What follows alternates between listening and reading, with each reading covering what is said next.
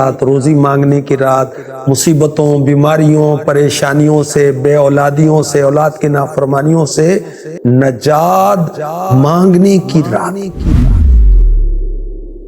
اس کے بارے میں اللہ کے حبیب صلی اللہ علیہ وآلہ وسلم نے فرمایا، جب شعبان المعظم کی 15ویں رات شب برات آئے تو اس میں عبادت کرو، دن میں روزہ رکھو۔ بے شک اللہ پاک اس رات سورج غروب ہوتے ہی آسمان دنیا کی طرف نزول رحمت فرماتا ہے اور ارشاد فرماتا ہے کوئی بخشش مانگنے والا میں اسے بخش دوں، ہے کوئی روزی مانگنے والا کہ اسے روزی دوں، ہے کوئی مصیبت میں مبتلا کہ اسے عافیت دوں، ہے کوئی ایسا یہاں تک کہ فجر کا وقت شروع ہو جاتا ہے۔ شب برات کے 6 نوافل کے بارے میں کچھ عرض کرتا ہوں۔ امیر المؤمنین پہلی صدی کے مجدد حضرت سیدنا عمر بن عبدالعزیز رحمۃ اللہ تعالی علیہ ایک مرتبہ شعبان المعظم کی نصف رات یعنی 15ویں رات یعنی شب برات عبادت کر رہے تھے۔ آپ نے جب سر اٹھایا تو ایک سبز پرچہ ملا جس کا نور آسمان تک پھیلا ہوا تھا۔ اس پر پتہ کیا لکھا ہوا تھا؟ هذه براءة من النار من الملك العزيز لعبده عمر بن عبد العزيز، خدائے مالک و غالب کی طرف سے یہ جہنم کی آگ سے آزادی کا پروانہ ہے جو اس کے بندے عمر بن عبد العزیز کو عطا ہوا ہے۔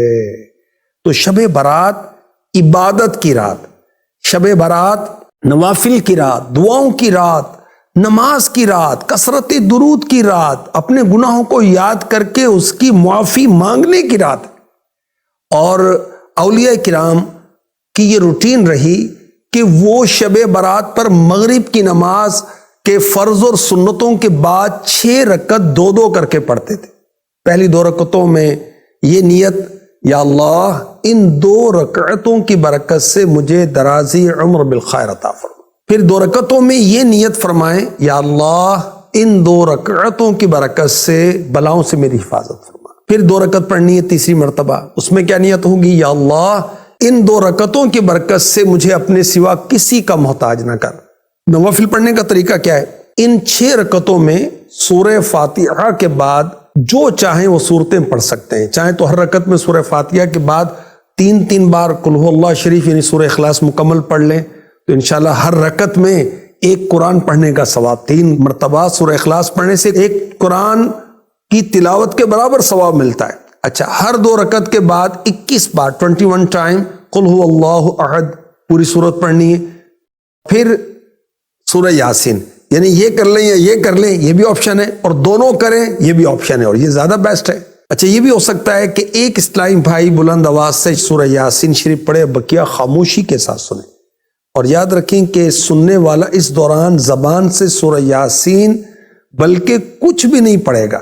جب قرآن کریم بلند آواز سے پڑھا جائے تو جو لوگ سننے کے لیے حاضر ہیں ان پر فرض عین ہے کہ چپ چاپ کان لگا کر سنیں۔ انشاءاللہ الکریم شب برات شروع ہوتے ہی ثواب کا انبار لگ جائے گا۔ ہر بار سورہ یاسین کے بعد دعائے نصف شعبان بھی پڑھیے۔ دعائے نصف شعبان جو ہے آقا کا مہینہ، امیر اہل سنت کا رسالہ جو ہے اس پر آپ دیکھ سکتے ہیں۔ اللہ کے حبیب صلی اللہ علیہ وآلہ وسلم نے فرمایا، جس نے عیدین یعنی عید الفطر اور عید الاضحیٰ کی رات اور شعبان المعظم کی 15ویں رات یعنی شب برات عبادت میں جا کر گزاری، اس دن اس کا دل نہیں مرے گا جس دن لوگوں کے دل مر جائیں گے۔ آخری نبی مکی مدنی صلی اللہ علیہ وآلہ وسلم نے فرمایا، میرے پاس جبریل امی علیہ السلام آئے اور کہا، یہ شعبان کی 15ویں رات ہے، اس میں اللہ پاک جہنم سے اتنوں کو آزاد فرماتا ہے جتنے بنی کلب کی بکریوں کے بال ہیں، مگر مشرک اور عداوت کیا مطلب ہے؟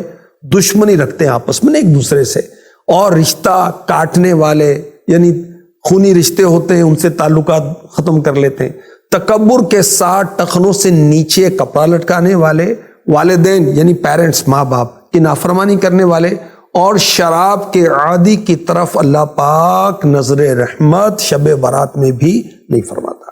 حدیث پاک میں ہے، جو کوئی شب برات میں 100 رکعت پڑھے تو اللہ کریم اس کے پاس 100 فرشتے بھیجے گا جن میں سے 30 فرشتے اس سے جنت کی خوشخبری سنائیں گے، 30 فرشتے اس سے عذاب دوزخ سے بچائیں گے، 30 فرشتے اس سے دنیا کی تکلیفیں دور کریں گے، اور 10 فرشتے اس سے شیطان کے مکر و فریب کو دور کر دیں گے۔